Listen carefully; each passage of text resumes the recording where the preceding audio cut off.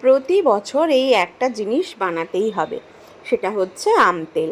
তেলের মধ্যে আমগুলো ডুবে যখন এত সুন্দর মজে যায় আর গন্ধ বেরোয়, সেই গন্ধ দিয়েই কিন্তু অনেক কিছু খাওয়া হয়ে যায়। এই যেমন মুড়ি মাখা, ভাতের সাথে মেখে খেলেও দারুণ লাগে।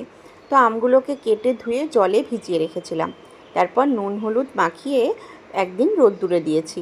এখানে আমি একটা মশলা তৈরি করে নিচ্ছি।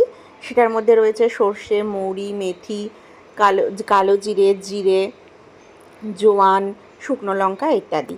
আর একটা প্যানে কিছুটা সর্ষের তেল গরম করে খানিকটা ঠান্ডা করে নিয়েছি।